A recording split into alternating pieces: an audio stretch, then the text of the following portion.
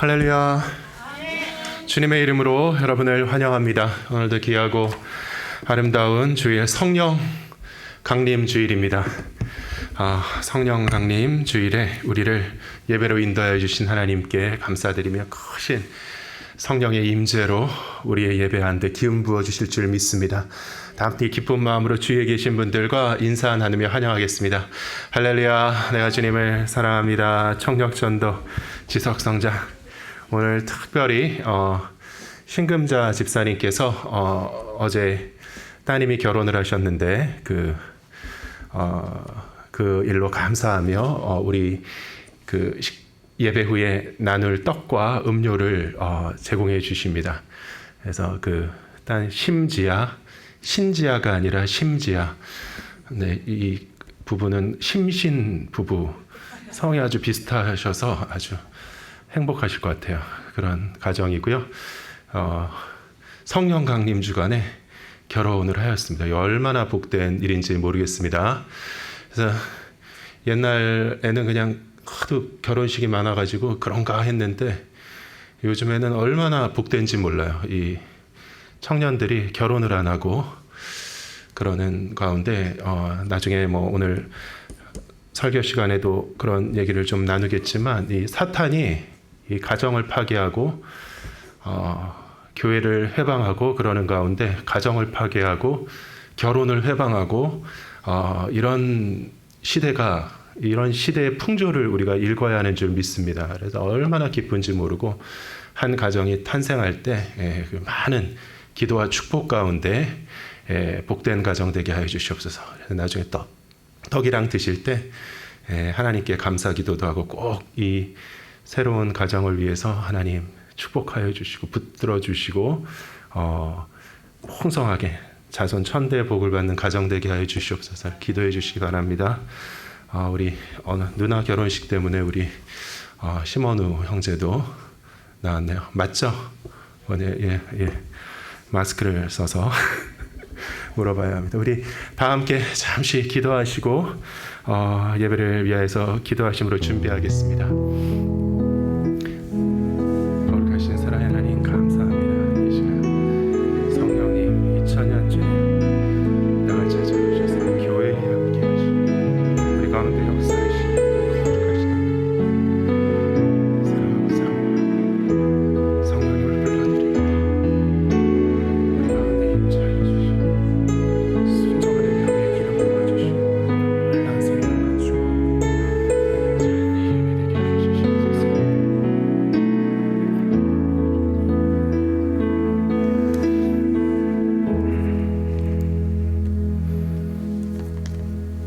다 함께 일어나셔서 송영으로 예배를 시작하겠습니다.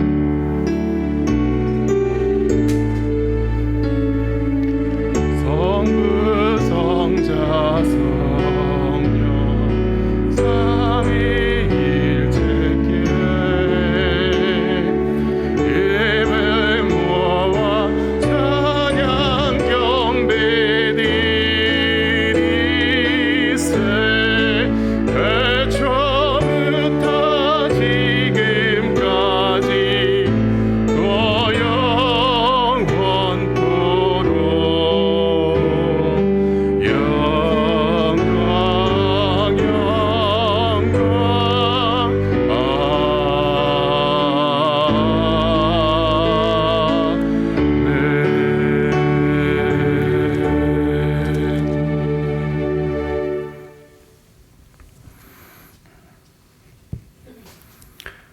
그의 위에 여호와의 영 곧 지혜와 총명의 영이요 모략과 재능의 영이요 지식과 여호와를 경외하는 영이 강림하시리니 오직 하나님이 성령으로 이것을 우리에게 보이셨으니 성령은 모든 것 곧 하나님의 깊은 것까지도 통달하시느니라.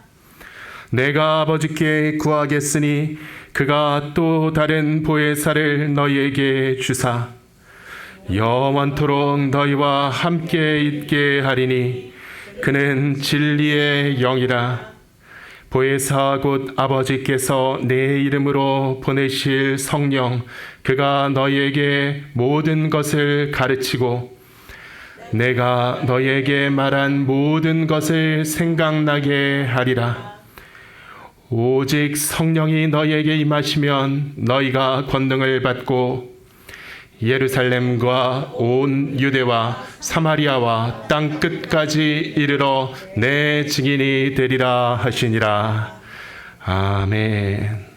신앙 고백을 드리겠습니다. 전능하사 천지를 만드신 하나님 아버지를 내가 믿사오며 그 외아들 우리 주 예수 그리스도를 믿사오니 이는 성령으로 잉태하사 동정녀 마리아에게 나시고 본데오 빌라도에게 고난을 받으사 십자가에 못 박혀 죽으시고 장사한 지 사흘 만에 죽은 자 가운데서 다시 살아나시며 하늘에 오르사 전능하신 하나님 우편에 앉아 계시다가 저리로서 산 자와 죽은 자를 심판하러 오시리라. 성령을 믿사오며 거룩한 교회와 성도가 서로 교통하는 것과 죄를 사하여 주시는 것과 몸이 다시 사는 것과 영원히 사는 것을 믿사옵나이다. 아멘. 자리에 앉으시기 바랍니다. 백연주 집사님께서 대표 기도해 주시겠습니다.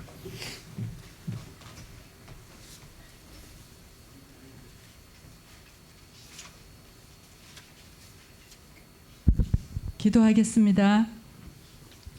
온 천지 만물의 왕이신 하나님, 생명과 권능이 주께 있나이다. 작은 먼지와도 같은 우리가 주님의 은총을 입어 하늘나라 백성과 하나님의 자녀의 권세를 주신 것을 마음 다해 감사의 찬양을 드립니다. 예수님의 대속의 십자가의 죽으심과 부활하심으로 사망의 권세를 깨뜨리시고 승리하신 주님, 우리도 주님과 함께 부활할 것을 믿습니다. 하늘로 올라가시기 전 우리에게 보내주시기로 약속하신 성령님이 강림하신 그 날을 기념하는 성령 강림 주일 예배로 모인 우리들을 축복하여 주시옵소서. 주님의 제자들에게 임하셨던 성령 충만함을 이 자리에 모인 우리들 위해 충만히 임하시길 간절히 기도합니다. 육체의 소욕을 따르던 옛사람이 죽고 성령의 소욕을 따라 살아서 주의 뜻을 밝히 알아 순종하여 하나님이 우리를 사랑하신 것처럼 우리도 서로 사랑하는 계명을 행하는 성도 되길 간절히 소원합니다. 사나 죽으나 오직 우리의 관심과 목적은 영혼 구원하는 일에 향하길 원합니다. 복음 전하다가 실망하여 멈추고 있는 우리들을 다시 일으켜 세우시고 듣든지 아니 듣든지 복음을 증거하는 일에 최선을 다하는 동서문 성도들 모두가 되어지길 기도합니다. 오늘도 말씀 전하시는 목사님께 하나님의 갑절의 영감이 함께 하시었고 기쁨과 소망의 목회가 되기를 기도합니다. 우리 정대희 목사님께도 하나님의 위로와 평강이 흘러넘치는 삶 되기를 기도합니다. 몸이 아픈 분들에게 치유가 일어나며 마음이 위로받게 하시오며 옆에서 돌보시는 분에게도 하나님의 소망으로 넘치게 채워주시길 기도하며 우리 인생의 어두운 길에 새벽별이 되시는 예수님의 거룩하신 이름으로 기도드렸습니다.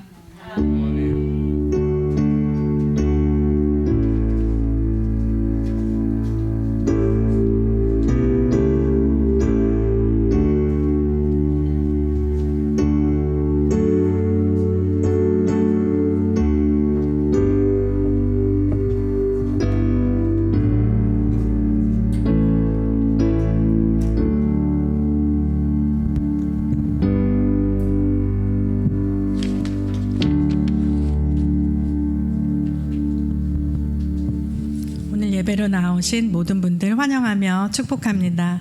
다 함께 찬양하실 때 주의 영이 이 시간 우리 가운데 임재하시고 마지막 날에 우리가 하나님의 영으로 충만한 그런 교회 되길 원합니다. 소망하는 마음으로 함께 기쁘게 찬양하시겠습니다.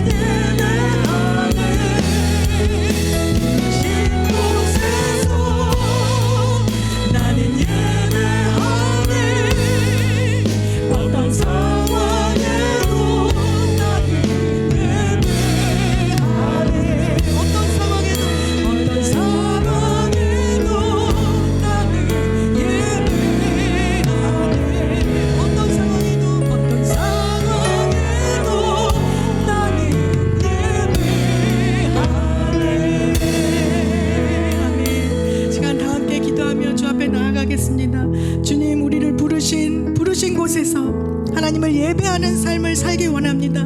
그것이 성령님의 인도하심을 받는 삶이며 우리의 삶, 우리의 직장, 우리의 가정에서 정말 하나님을 진실로 예배하고 하나님을 영화롭게 하는 삶을 살길 결단합니다. 주님, 우리를 도와주시고 성령의 충만함으로 채워주시옵소서. 함께 기도하며 이 시간 주님 말씀하시고 우리 가운데 임재하여 주시옵소서. 우리가 듣겠나이다. 주님, 우리를 변화시켜 주시옵소서. 함께 기도하시겠습니다. 하나님 아버지, 감사합니다. 우리를 부르신 곳에서 하나님을 예배하고 찬양하는 삶이 되게 하여 주시옵소서. 하나님, 우리를 부르심의 자리에서 우리가 주를 예배하지 못하고 주를 증거하지 못하고 주를 인정하지 못하고 우리가 주인에서 살아갔던 것들 주의 용서하여 주시옵소서. 하나님, 우리가 주인이여 살아가는 것이 아니라 우리를 구속하신 예수 그리스도 어린 양의 보혈의 공로로 말미암아 그분의 그 보혈로 말미암아 그분을 주인 삼고 살아가는 우리 삶이 되도록, 우리의 가정이 되도록, 우리의 직장이 되도록, 우리의 일터가 되도록, 하나님 우리 학교가 되도록 하나님 인도하여 주시옵소서. 우리를 부르신 그곳에서 우리가 하나님을 예배하기 원합니다. 우리의 감정과 우리의 환경과 상관없이 크신 하나님의 구원을 찬양하며 예배하며 하나님을 송축하기 원합니다. 그 삶이 하나님 성령의 인도하심을 받는 삶이 우리가 고백하게 하여 주시옵소서. 주님, 우리 가운데 말씀하여 주시고 이 시간 우리를 만나주시고 임재하시고 하나님의 나라로 영광 받아 주시옵소서. 임재하여 주시옵소서. 성령의 충만함으로 인도하여 주시옵소서.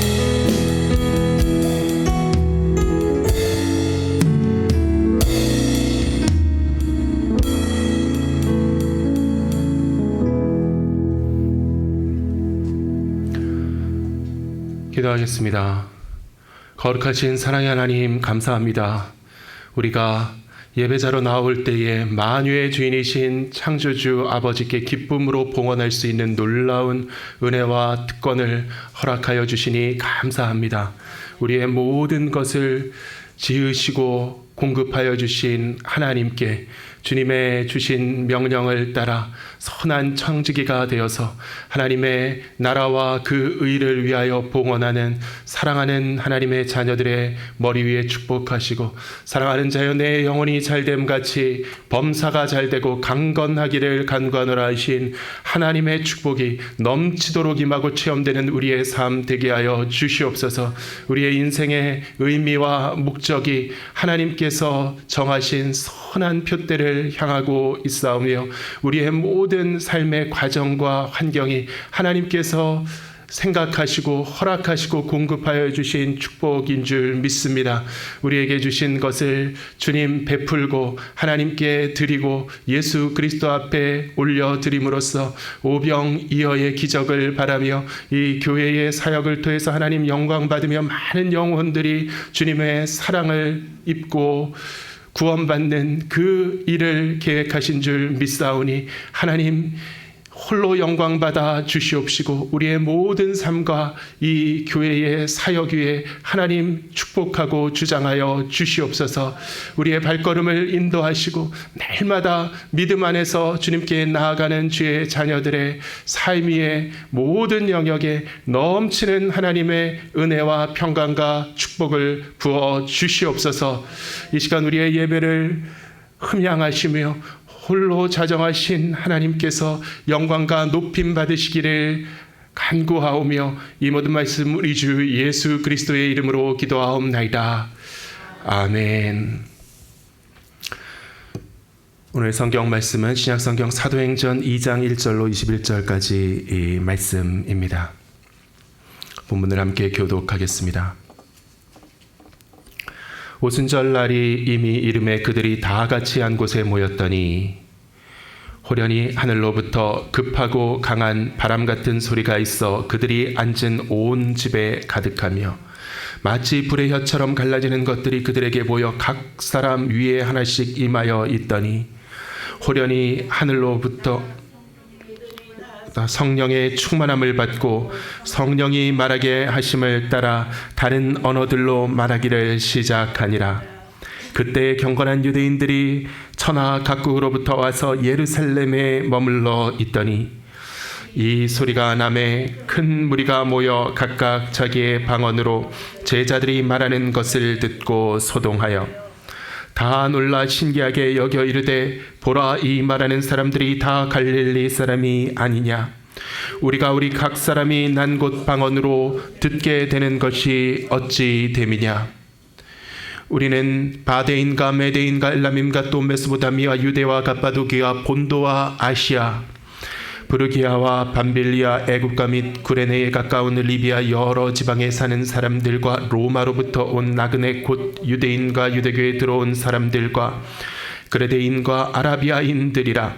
우리가 다 우리의 각 언어로 하나님의 큰 일을 말함을 듣는도다 하고 다 놀라하며 당황하여 서로 이르되 이 어찌 된 일이냐 하며 또 어떤 이들은 조롱하여 이르되 그들이 새 술에 취하였다 하더라.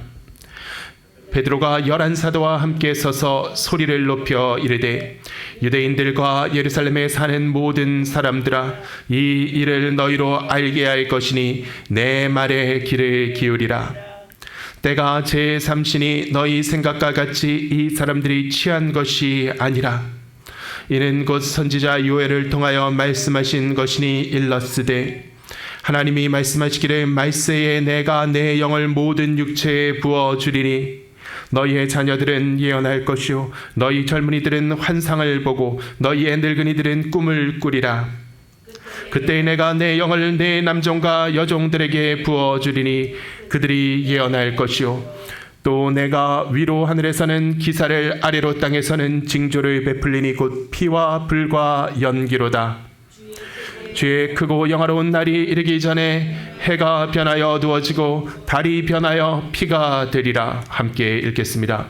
누구든지 주의 이름을 부르는 자는 구원을 받으리라 하였느니라. 아멘.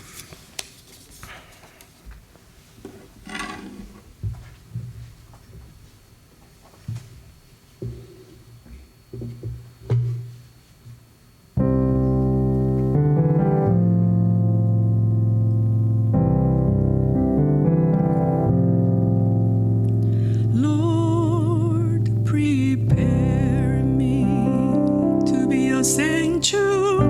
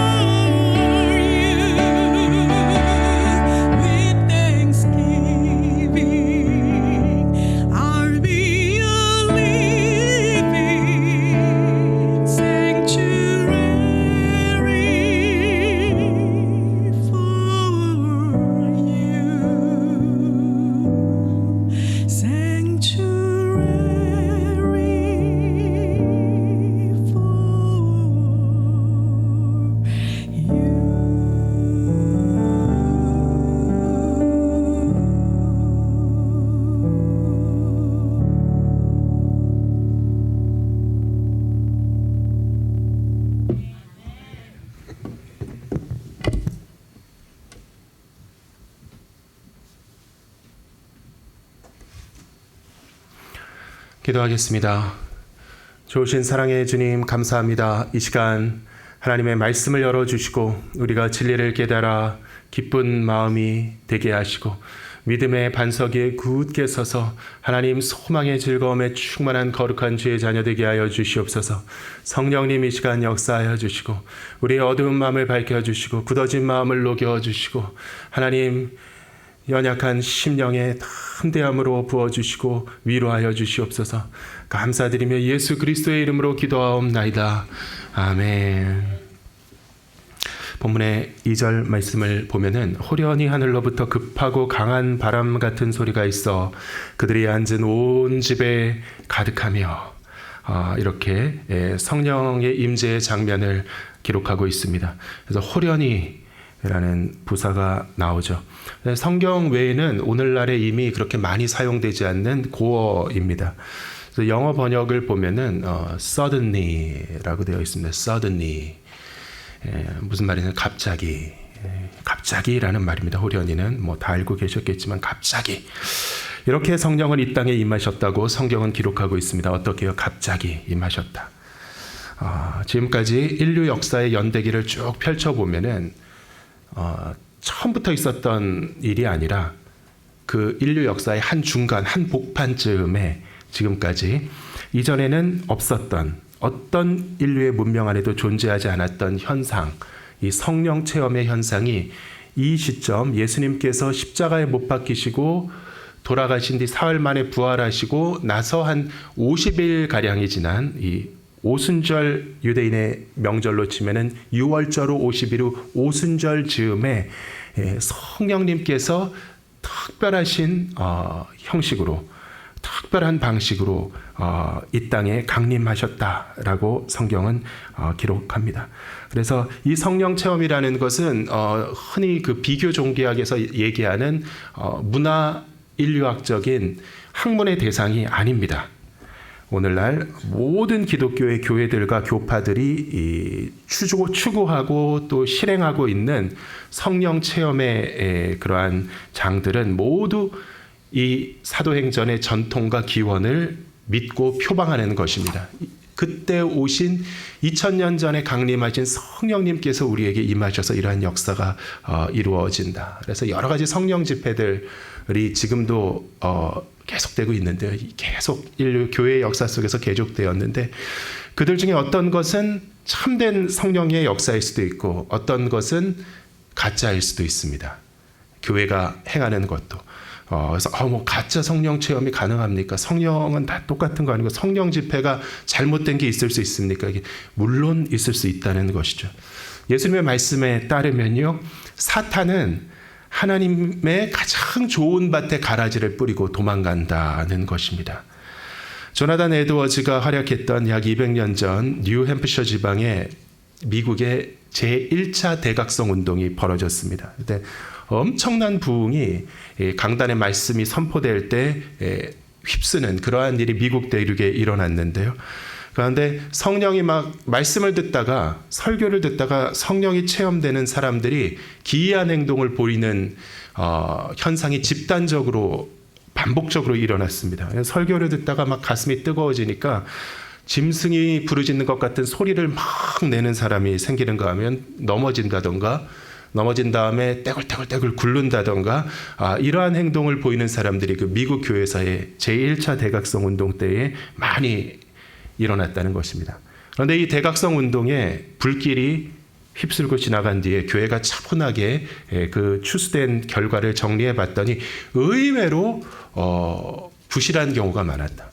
그러한 아주 노골적인 행동을 보였던 사람 가운데 그 구원의 진정성이 의심되는 사례가 많았다는 것이죠. 그 집회에서 설교를 들을 때는 거기서는 그냥 막 제일 강력하게 성령을 체험하는 사람처럼 뜨겁게 반응했는데 이후의 삶을 보면은 변화되지 않고 교회에 남지 못하고 잘못된 길로 가고 다시 육적이고 범죄하는 삶으로 되돌아가는 사람들이 상당히 많았다라는 각성이 있었습니다. 그래서 이러한 현상을 두고 조나단 에드워즈가 쓴 유명한 책이 Treatise Concerning the Religious Affections. 그래서 우리나라 말로는 신앙 감정론이라고 번역되어 있는 유명한 그 청교도의 고전을 기록했죠. 근데 이 성령의 뜨겁고 충만한 임재는 교회의 생명력을 위해서 필수적인 요소인데, 이 교회가 그 성령 체험의 영역에 대해서 두려움을 품게 만드는 사탄의 역사가 반드시 존재한다는 것입니다. 성령 집회 가운데 그냥 들썩들썩 하다 보면은 아무것도 남지 않는 그러한 일이 있을 수 있다는 것이죠. 모든 성령 집회가 진정한 것이라고는 말 못하는 것입니다. 어떤 것이 잘못된 것이 있을 수 있느냐? 그렇다고 저도 생각합니다. 근데 뭐가 정확히 잘못된 건지는 케이스 바이 케이스이기 때문에 정확하게 쉽게 얘기할 수는 없습니다. 조심스럽게, 여전히 조심스럽게 접근해야 하겠지만, 적어도 저는 그 집회를 하는데 어떤 포맷을 가지고 실패하지 않는 집회, 이런 거는 좀 의심합니다. 거기에 가면은 반드시 똑같은 일이 일어난다. 오늘 본문에 보면은 호련히 성령이 임하신다는 것이죠. 이 성령은 인간의 인위적인 방법을 가지고 제어되실 수 있는 분이 아닙니다. 살아계신 하나님이십니다. 성령의 임재는 바람처럼 호련히 하나님의 자유로운 뜻에 의해서 나타난다는 것이죠. 어떤 집회 포맷이나 어떤 강사의 그 어떤 퍼포먼스에 의해서 반복적으로 그 기계적으로 틀에 짜여서 나타난다, 이런 일이 불가능한 것은 아니지만, 그러면은 좀 일단 의심을 합니다. 그래서 옛날에 한국 교회 부흥의 시대에 우리 교회에 제가 어렸을 때에 무수한 그 유명한 부흥 강사님들이 많이 이렇게 왔다 가셨습니다. 그 중에 아주 유명한 부흥 강사 목사님이 한 번 계셨는데, 우리 교회 집회를 하시면서 아주 인상을 받으시는 거예요. 이 교회에 왔는데 정말 이유를 모르겠는데 특별한 성령의 기름 부으심이 있다. 다른 데서도 물론 어느 정도의 은혜가 임하지만 이 동서문 교회에 오니까 이상하게 성령이 뜨겁게 역사하시고 병이 많이 낫고 많은 사람들이 이렇게 가슴이 뜨거워지는 역사가 일어난다. 이러한 말씀을 하셨는데, 그게 굉장히 정상적인 것입니다. 어느 때 가서 똑같이 설교를 해도 냉랭할 수 있고, 아무리 부족한 사람인데 전혀 생각하지 못한 것은 성령의 기름 부음이 일어나서 놀라운 역사가 일어나는, 이것이 하나님의 방법이며 부흥의 본질적인 성격인 줄 믿습니다. 그러한 사역이 건강하고 정상적인 사역이라고 할 수 있죠. 하나님께서 갑자기 쏟아부어 주시는 은혜가 이렇게 체험되면서 호련히 임하는 것이 바로 교회의 부흥인 줄 믿습니다. 오늘 본문의 말씀을 보면은 이렇게 호련히 오순절에 성령이 임하셨다, 성령께서 임하셨다라고 증거합니다. 성령께서 임하셔서 각 사람 위에 임하시자 모두가 다른 언어로 말하기 시작합니다. 그리고 다음 장면에서 이 120명 정도 되는 성령 침례를 받은 예수 그리스도의 제자들은 광장으로 나와서 수천 명의 군중에 둘러싸여 있습니다. 그들이 말하는 그 말들을 듣고 그 증거를 듣고 군중은 혼란과 경악에 빠집니다. 다 놀라 신기하게 여겨 이르되, 보라, 이 말하는 사람들이 다 갈릴리 사람인데 어째서 우리 각 사람이 온 그 곳의 방언으로 말을 하느냐? 우리는 바데인가 메데인가 엘렘인가 기타 등등 많은 지역을 열거하죠. 그레데인가 아라비아인들이라 우리가 다 우리의 각 언어로 하나님의 큰 일을 말함을 듣는도다. 이것은 누가의 의도된 기술이죠. 어떤 사람이 진짜 군중에서 자연적으로 이러한 대사를 쳤을 리가 없죠. 뭐 거기 온 사람들이 뭐 누구인지 알게 뭡니까? 그런데 누가는 앞에서 밝혔듯이 모든 사건을 기자로서 취재를 했습니다. 그곳에 왔던 사람들의 그 데몰로지라 그러나요? 그 인구 분포를 조사를 한 거죠. 어디에서 온 사람들이 있었는가? 그리고 그것을 한 사람의 입으로 말한 것처럼 여기에 기록한 것입니다. 이 기록에는 분명한 의도가 있는 것이죠.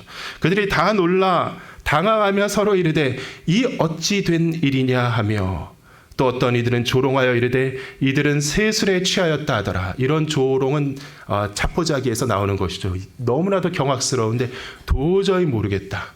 그러면은 이런 자포자기하는 포기의 말이 나오는 겁니다. 술 취했구나. 그때 베드로가 나서서 설명을 시작했다라고 성경은 기록합니다.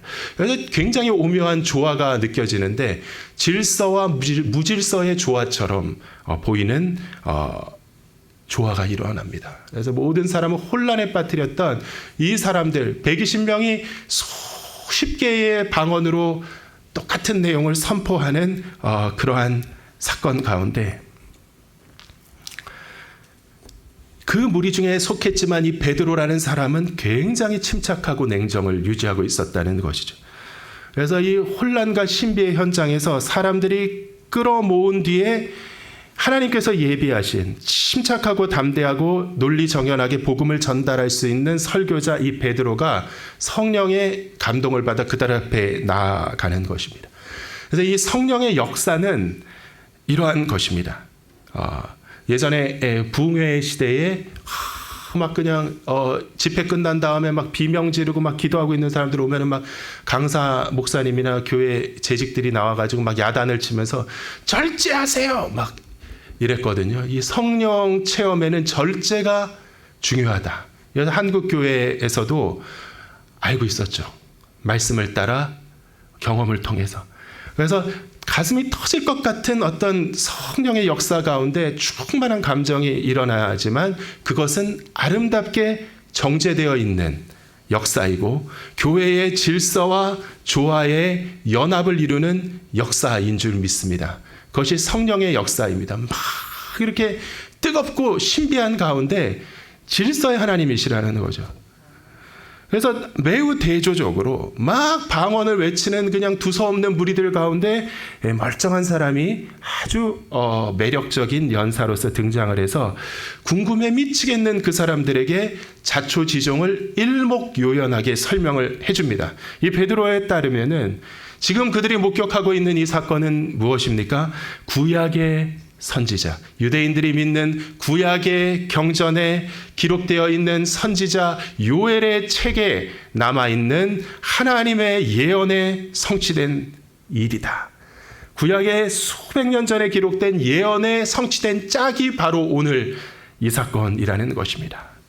하나님이 말씀하시기를 말세에 내가 내 영을 모든 육체에 부어주리니 너희의 자녀들은 예언할 것이요 너희의 젊은이들은 환상을 보고 너희의 늙은이들은 꿈을 꾸리라. 그때에 내가 내 영을 내 남종과 여종들에게 부어주리니 그들이 예언할 것이요 또 내가 위로 하늘에서는 기사를 아래로 땅에서는 징조를 베풀리니 곧 비와 불과 연기로다. 주의 크고 영화로운 날이 이르기 전에 해가 변하여 어두워지고 달이 변하여 피가 되리라. 하늘의 징조. 피와 불과 연기가 땅의 징조라면 하늘의 징조가 있을 것이다. 두려운 징조가 있을 것이다. 누구든지 그러나 주의 이름을 부르는 자는 구원을 받으리라 하였느니라. 이 베드로가 전하는 요엘의 예언을 보면은요, 세 부분으로 요약될 수 있습니다. 첫째, 성령의 기름 부으심. 두 번째, 두렵고 무서운 하늘과 땅의 징조가 있을 것이다. 세 번째, 그 가운데 주의 이름을 부르는 자들은 구원을 받을 것이다. 성령이 임하시면 징조가 있고 그 가운데 주의 이름을 부르는 자는 누구든지 구원을 받을 것이다. 아무리 두려운 징조와 재앙이 일어나도 재난과 환란이 일어나도 누구든지 까딱없이 구원을 받는 사람은 누구입니까? 주의 이름을 부르는 자들이라.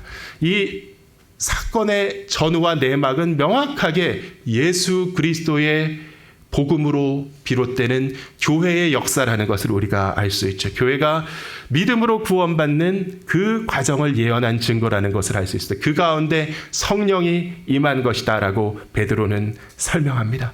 이 본문의 증거에 따르면 그러므로 이 성령의 강림은 아주 신비한 밑도 끝도 없는 그러한 현상이 아니라 이 호련이라는 의미를 잘 해석해야 한다는 거죠. 갑자기 밑도 끝도 없다는 의미의 갑자기가 아니라 사실은 하나님의 계획과 주권 아래 이루어진 예고된 사건이었다는 것이죠. 하나님의 예정과 계획의 섭리 속에서 구속사의 한 시점에 인류를 위해 하나님이 뜻하신 대로 임하신 분이 성령님이라는 것입니다. 그래서 중요한 핵심은 무질서와 혼란한 신비주의가 아니라 그냥 이 성령 체험은 신비한 것이고 초자연적인 것인데 비교 종교학이 얘기하는 신비주의와 다른 것입니다. 모든 인류의 종교에는 신비주의의 요소가 있습니다. 이슬람에도 있고 불교에도 있고 힌두에도 있고 모든 종교에는 신비주의 요소가 있습니다. 하지만 이 성령의 체험은 그것들과 구별되는 인류의 보편적인 자연 인류학적 현상이 아니라 하나님의 초자연적인 주권의 임재로 이루어진 이때 2000년 전 이때 우리에게 허락된 하나님의 은혜인 줄 믿습니다. 혼란한 신비주의가 아니라 질서와 계획과 조화와 아름다운 하나님의 균형 가운데 우리에게 완벽하게 주어지는 지성적인 구원의 역사 속에서 우리를 찾아오신 분이 성령 하나님인 줄 믿으시기를 예수 그리스도의 이름으로 축원합니다. 그래서 이 성령 강림의 현장에서 아까 읽은 본문에서 오순절에 이 120명이 각 나라의 방언으로 외쳤지만 내용은 일관되었다. 내용은 명백했다. 수백 개, 수십 개의 말로 말했지만 내용은 한 줄이었다. 그 내용이 무엇입니까? 하나님의 큰 일을 증거하는도다. 하나님의 큰 일. 이것이 이 본문이 우리에게 증거하는 성령 강림의 사건을 요약하는 키 프레이즈라고 우리는 확인할 수 있습니다. 성령 강림은 무엇이라고 한마디로 하나님의 크고 위대하신 역사인 줄 믿습니다. 이 하나님은 그 존재가 크고 위대하실 뿐만 아니라 우리에게 크고 놀라우신 일을 행하시는 하나님인 줄 믿습니다. 이것이 바로 우리 크리스찬들의 찬송과 선포의 내용이며 주제입니다. 기독교 복음의 핵심 주제는 무엇이라고요? 하나님의 큰 일이다. 기독교의 하나님은 그 존재만으로 빛을 발하시는 분이 아니라 그 존재의 영광만으로 영광과 찬송 받으시는 분이 아니라 행하는 하나님이신 줄 믿습니다. 일하고 역사하시는 하나님이신 줄 믿습니다. 우리의 구원을 이루시는 사랑의 하나님이신 줄 믿습니다.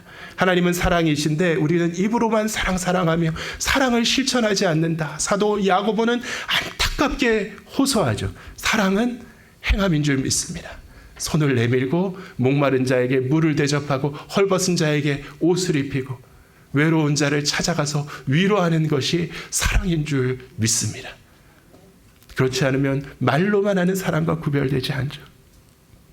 서양의 모든 인본주의 철학자들은요, 아리스토텔레스에서 데카르트에 이르기까지 일관되게 신을 논증할 때 아십니까? 인본주의 철학자들이 신의 존재를 논증했다는 것을 아리스토텔레스부터 데카르트까지. 하지만 그들이 논증하는 신의 본질은 이 세상과 인간 세계와 동떨어져 있는 존재로서의 초월적인 존재로서의 신입니다. 신은 세상에 개입하지 않는다.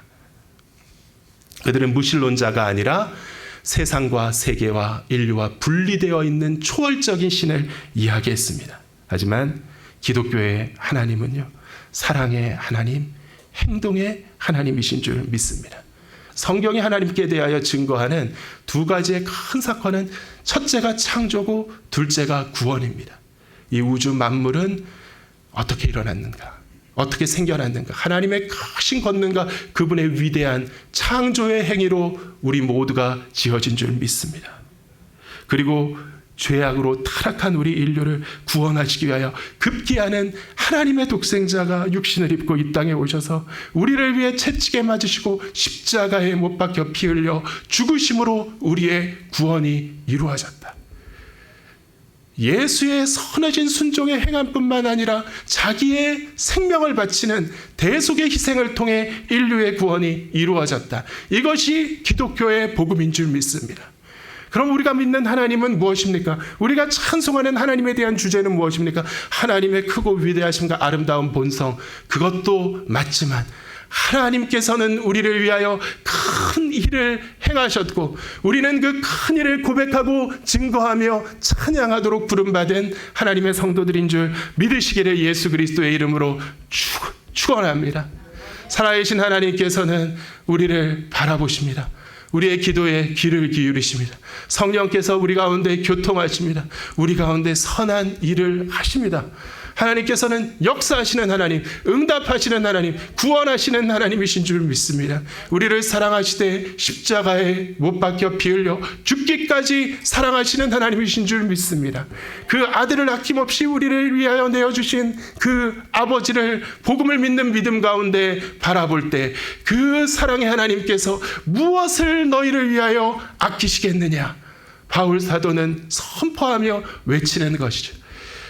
우리가 날마다 교회에 나와서 예배하고 찬송할 때 관념의 하나님, 크신 하나님, 막연한 하나님이 아니라 내 삶에 역사하시고 구원하시는 하나님을 믿고 붙잡는 귀한 하나님의 자녀 되시기를 예수 그리스도의 이름으로 축원합니다.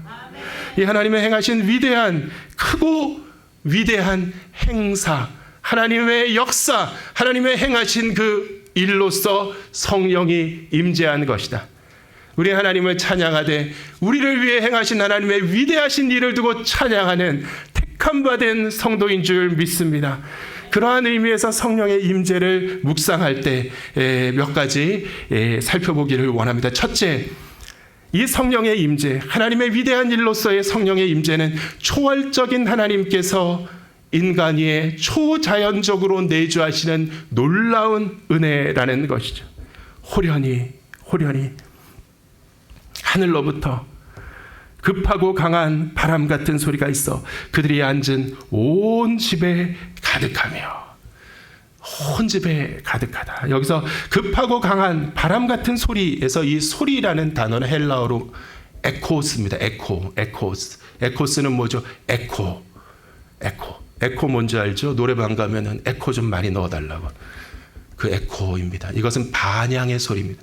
헬라어에도 그냥 소리라는 단어가 있습니다. 포네라는 단어가 있는데 소리는 들리면은 그 사람이 어딘지 압니다. 하지만 이 에코는 공간에 울리는 소리죠.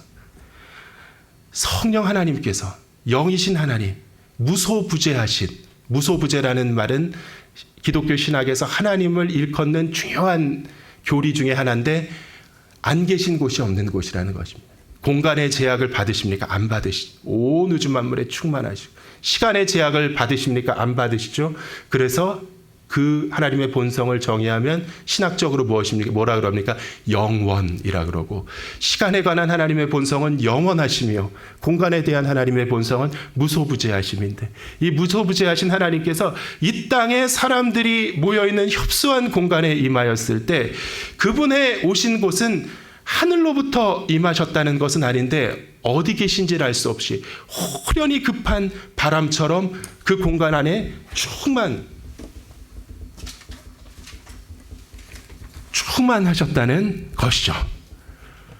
그리고 마치 불의 혀처럼 갈라지는 것들이 그들에게 보여 한 사람이 하나씩 임하여 있더니.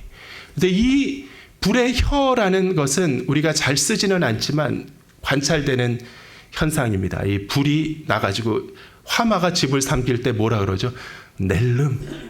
불길이 타는 그런 물질에 닿으면 낼름 그것을 살짝 어루만지듯 하면은 불이 확 붙는 것이죠. 이 불의 특징입니다. 갈라지는 불의 모양. 마치 그러한 모습으로 이 성령님은 한 분이신데 각 사람 위에 임하셨다는 거죠. 각 사람 위에 동일한 성령님께서 임하심으로 그들이 다 성령의 충만함을 받고 다른 사람으로 말하기 시작하는 무소부재하신 하나님의 그 본성이 우리 가운데 임하실 때 성령이 불의 혀처럼 각 사람에게 임하셔서 저도 온전하신 한 성령님으로 충만함을 입고 여러분 한 사람 한 사람도 온전하신 한 성령님으로 충만함을 받는 초자연적인 하나님의 임재의 역사가 일어나는 줄 믿습니다. 그래서 이 성령의 역사는 교통하시며 성령의 임하심은 연합을 이루시는 것이죠. 그리고 호련히 성령이 우리 가운데 역사하시는 줄 믿습니다. 이것은 어떤 현상이 아니라 살아계신 하나님께서 우리 가운데 거하시는 놀라운 기적의 역사요, 초자연의 역사인 줄 믿습니다. 우리는 호련히 성령이 임하신다는 것을 믿습니다. 이것은 하나님의 전적인 은혜입니다. 성령 받는데 이야 진짜 나무 뿌리 하나 뽑자 밤새 시냇가에 가서 옛날에 최일도 목사님은 방언을 받으려고 나무를 막 뽑으려고 잡아당겼다는 거예요. 그러면은 나무 뿌리 하나 뽑아라, 무슨 전도사가 방언을 못하냐. 그래도 안 되더래요. 나무 뿌리를 하나 뽑으면은 성령이 임하는 게 아니라 40일 금식을 하면 성령이 임하는 게 아니라, 물론 40일 금식을 하다가 보름 만에 성령 체험을 할 수도 있고, 아무것도 안 하다가 그냥 갑자기 성령의 어떤 강한 임재에 쓰러질 수도 있고, 호련히 임하시는 것인 줄 믿습니다. 모든 인간의 노력과 준비에 상관없이 하나님께서 그냥 갑자기 성령이 역사하는 줄 믿습니다. 우리의 삶에 아무런 준비와 자격이 없어도 고통과 절망 가운데 있는 우리가 하나님의 구원을 받는 데에 변화는 드는 시간은 얼마일까요? 한순간인 줄 믿습니다. 호련히 성령이 임하면 세상과 나는 간 곳 없고 구속한 주만 보이도다. 인생이 고달프고 절망적이고 두렵고 외롭고 낙심이 가득하고 고통스러우십니까? 성령께서 임하셔서 우리의 생각이 바뀌면 예수의 십자가의 영광 속에서, 예수의 부활의 능력 속에서 하나님께 사랑받고 태초부터 선택받고 그 구원을 받은 여러분에게 주시는 그 하나님의 약속을 우리가 확신으로 받는 순간, 성령의 충만한 임재를 받는 순간, 우리가 구원받는 그 모습은 어떻게 이루어지는? 호련히 이루어지는 줄 믿습니다. 초자연적인 성령의 임재가 우리를 구원하시고 붙드시는 귀한 성도 되시기를 예수 그리스도의 이름으로 축원합니다. 두 번째, 하나님의 크신 일로서의 이 성령의 임재는요, 사람의 심령을 변화시키고 각성시키는 초자연적인 역사로 일어나는 줄 믿습니다. 그들이 다 성령의 충만함을 받고 성령이 말하게 하심을 따라 다른 언어로 말하기 시작하니라. 이 다른 언어로 말하기 시작한다는 게 고장난 레코드처럼 알랄라 이런 거라고 저는 생각하지 않습니다. 언어를 초월해서 다른 언어로 말하되 그들이 말한 내용은 무엇입니까? 하나님의 크신 일을 깨닫고 감명받고 가슴이 뜨거워져서 고백하는데, 그 지각과 각성이 언어를 초월해서 이루어지는 하나님의 지각과 각성이 성도에게 임하는 줄 믿습니다. 신비로운 하나님께서 우리의 어두운 마음을 밝히시며 복음이 깨달아지는 줄 믿습니다. 예수의 십자가가 믿어지는 줄 우리가 압니다. 하나님의 거룩한 사랑이 우리 안에 밀려오며 확신이 되는 줄 믿습니다. 주님의 영광이 우리를 붙들고 주장하는 줄 믿습니다. 마음이 변화됩니다. 생각이 변화됩니다. 이것이 하나님의 큰 일이라는 거죠. 요엘이 예언하기를 말세에 내가 내 영을 모든 육체에 부어주리니 너희의 자녀들은 예언할 것이요 너희의 젊은이들은 환상을 보고 너희의 늙은이들은 꿈을 꾸리라. 그때에 내가 내 영을 내 남종과 여종들에게 부어주리니 그들이 예언할 것이요. 이게 뭐 예언과 환상과 꿈이 다른 것이 아니라 문학적으로 나열한 것이죠.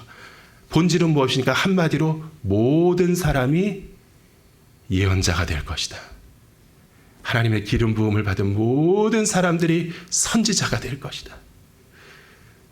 전혀 놀라운 일이 아니죠. 구약의 예레미야와 이사야가 어떻게 선지자가 되었습니까? 성령의 감동을 받아 하나님의 은혜로 그 시대를 위하여 세움받은 선지자가 된 것이죠. 하지만 그 성령의 은혜를 말세에는 모든 육체에게 모든 사람에게 부어주신다고 하나님 말씀하시는 것이죠. 이 구약 시대의 예언자는 희귀했습니까? 흔했습니까? 당대에 한 명씩, 한 시대에 한 명 있을까 말까 한 사람이 선지자였다면, 이 마지막 날에는 모든 육체가 예언자가 될 것이다. 성령이 감동하시면 내가 스스로 깨닫고 알고 하나님을 만나서 하나님을 사랑하고 찬양하는 성도, 그들이 바로 저와 여러분인 줄 믿습니다. 이 예언자가 될 것이다. 이 사람의 심령을 만지는 것이 하나님의 위대하고 큰 일인 줄 믿습니다. 10길 물속은 알아도 한 길 사람 속은 모른다. 가장 심히 부패하고 타락한 것이 사람의 마음이다. 누누이 말씀하지만 정말 바뀌기 힘든 것이 우리의 마음입니다. 사람이 변했나 싶으면 그대로고 변했나 싶으면 그대로고, 우리의 죄악이 예수 그리스도의 보혈로 완전히 씻음을 받을 뿐만 아니라 우리의 심령이 변하는 줄 믿습니다. 성령님께서 임하시면 우리 마음이 변화진 줄 믿습니다. 생각이 바뀌는 줄 믿습니다. 감정이 변하는 줄 믿습니다. 강팍하고 완악하던 내가 온유한 하나님의 자녀가 되는 줄 믿습니다. 성령의 열매가 우리의 삶 가운데 맺히는 귀한 성도 되시기를 예수 그리스도의 이름으로 축원합니다. 연약하고 두렵고 불안하고 평안이 없고 안식이 없고 사랑이 없고 여유로움이 없고 그랬던 제 마음이 세상을 보고 사람을 보고 거울의 내 모습을 보면은 아무 능력이 안 나오지만 말씀 가운데 예수 믿는 그 믿음으로 성령을 바라고 의지할 때 이 성령은 우리의 마음을 만지십니다. 우리를 변화시키는 줄 믿습니다. 이것이 가장 위대한 하나님의 큰 일입니다. 이 세상의 인류가 돈이 없고 물질이 없고 과학 문명이 없어서 고통받습니까? 만물보다 힘이 부패한 이 사람의 마음속에 있는 죄성 때문에 21세기에도 1세기 때와 똑같은 고통과 번뇌를 안고 우리들이 살아가는 것이죠. 첫째가 내 죄 때문에 내가 고통받는 것이요. 또 다른 사람들의 죄 때문에 우리가 서로 고통받는 것인 줄 믿습니다. 우리의 구원은요, 마음을 만지시는 하나님의 역사에 있는 줄 믿습니다. 우리가 돈 받고 돈 벌어가지고 어디 비싼 데 가가지고 시술 받으려 하지 말고, 우리 인생을 고치기 위해서 세상 상담 받으려 하지 말고 성령께 나와서 내 마음을 만지고 고치시는 치료자가 성령 하나님이신 줄 믿고 주님 앞에 두 팔 벌리고 나아가는 귀한 성도 되시기를 예수 그리스도의 이름으로 축원합니다. 세 번째, 크신 역사를 이루신 이 성령의 임재는 선교와 인류의 연합을 목적하시는 임재인 줄 믿습니다. 공교롭게 오순절에 각 나라의 방언을 얘기하다가 오순절에 예루살렘에 몰려들었던 여러 경건한 유대인들을 만나게 하신 그 일, 이것은 우연이 아니라 성경에 예언된 사건이요, 하나님께서 오케스트레이션 하신 하나님의 놀라운 계획인 줄 믿습니다. 성령은 죄악으로 인해서 갈라진 인류를 연합하십니다. 사람이 하나님께 대적함으로 언어가 쪼개지면서 바벨탑에서 온 인류가 흩어졌고, 그 중에 하나님께서 하신 아브라함의 자손들에게만 하나님의 구원이 있다고 유대인들은 몇천 년 동안 믿어왔습니다. 하지만 놀랍게도 예수 그리스도의 복음 가운데 성령의 인도하심에 주님의 음성 들을 때에 이방인에게도 복음이 있구나. 이것은 극명하게 드러나는 복음의 본질입니다. 그것은 죄인에게 하나님의 은혜와 은총이 있다. 크고 위대한 역사. 그것은 저와 여러분과 같은 가치 없는 죄인을 살리신 하나님의 사랑이 위대한 것입니다.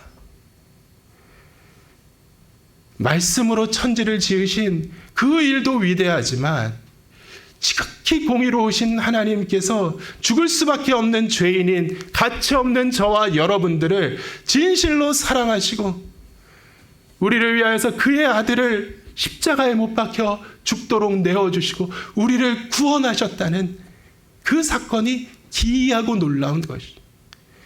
우리가 그리스도의 십자가 부활을 찬송하는 것은 이 하나님의 위대한 사랑인 줄 믿습니다.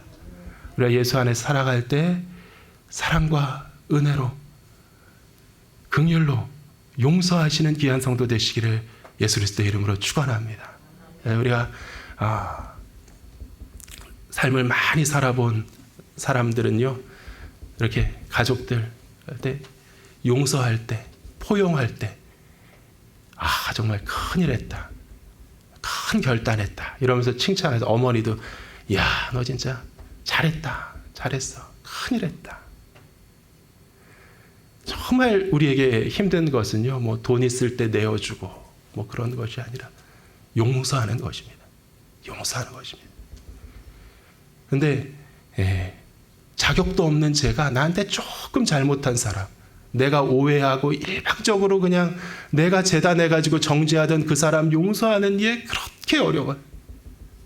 근데 하나님은 선전하신 거룩하신 하나님께서 만유의 창조주로서 받으셔야 될 영광이 있는데 하나님의 영광을 거부하고 그의 피조물 주제에 하나님을 대적하고 그분의 계명과 인생을 향한 뜻을 순종하지 아니하고 하나님을 멸시하고 모욕하고 조롱하고 형제를 저주하며 살아가는 모든 그 가치 없는 인생들, 흙에서 빚으신 그들을 위하여서 하나님께서는 죽기까지 사랑하시며 모든 죄악된 인류를 구원하셨다는, 내가 착하고 잘해야지 하나님의 은총 입는 것이 아닙니다.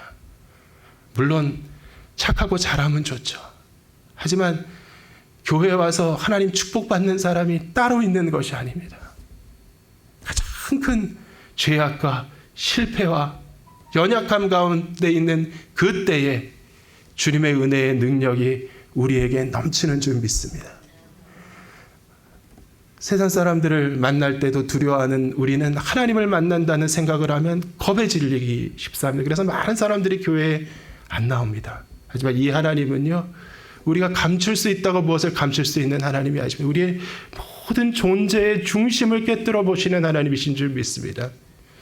내 안에 내가 치장해서 인간들은 미처 알지 못하는 그 거짓과 더러움과 연약함과 부적절함과 미련함과 완악함과 교만함, 그것을 다 아시고 우리가 하나님의 사랑을 받기 위하여서 예수 그리스도의 보혈의 능력으로 구원의 체험을 하기 위하여서 필요한 것, 그래서 아무것도 없는 줄 믿습니다. 내 모습 이대로 하나님께 나올 때 오직 예수 그리스도의 십자가의 보혈의 권세를, 그 능력을, 그 구원을 믿는 믿음으로 하나님 앞에 나올 때 있는 모습 그대로 우리를 영접하시고 사랑하시되 돌아온 탕자를 신발을 벗고 달려가서 마을 어귀에서 맞이하여 볼을 비비며 사랑하였던 그 아버지처럼 온전히 완전히 여러분들을 사랑하시는 하나님을 믿으시기를 예수 그리스도의 이름으로 축원합니다. 이 시간 다 함께 일어나셔서 마지막 날에 찬송 함께 부르고 기도하고 마치기 원합니다.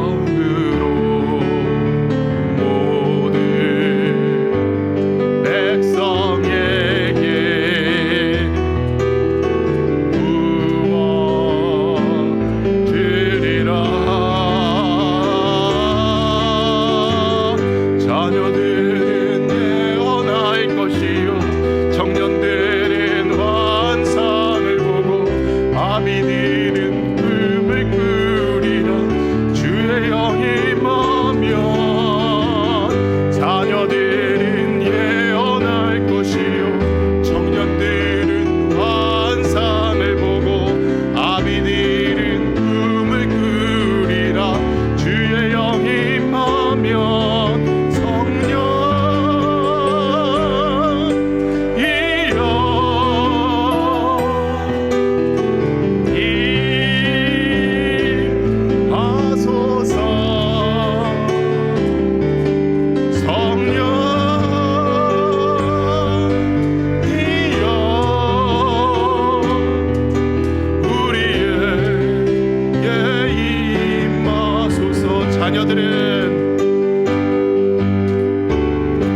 자녀들은 예언할 것이 청년들은 환상을 보고 아비들은 꿈을 꾸리라 주의 영이 임하며 자녀들은 예언할 것이요 청년들은 환상을 보고 아비들은 꿈을 꾸리라 주의 영이 임하며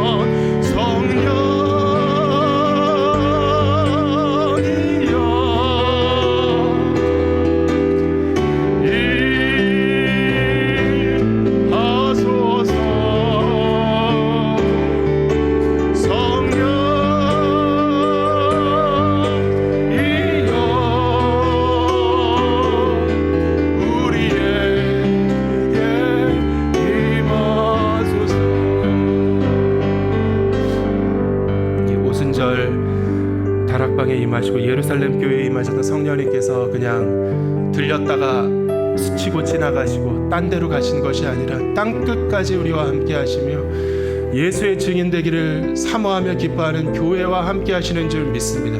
우리가 나와서 담대히 살아계신 그리스도의 증인 되기를 사모하며 순종하기를 갈망할 때 성령님께서 주권적으로 우리 가운데 역사하시며 충만하게 임재하시는 줄 믿습니다.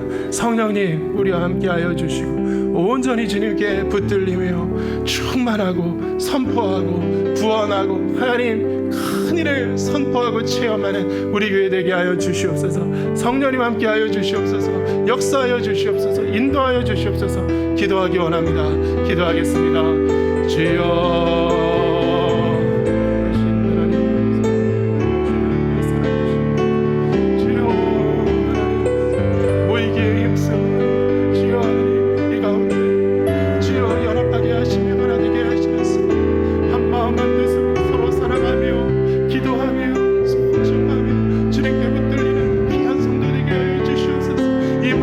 하나님께서 주신 거룩한 소명을 깨달아 예수의 이름을 땅끝까지 전파하기 원하는 거룩한 우리 교회 되게 하여 주시고 그 가운데 승리하는 인도하시고 주권적으로 모든 것을 조율하시고 성령님께 붙들리는 귀한 제자들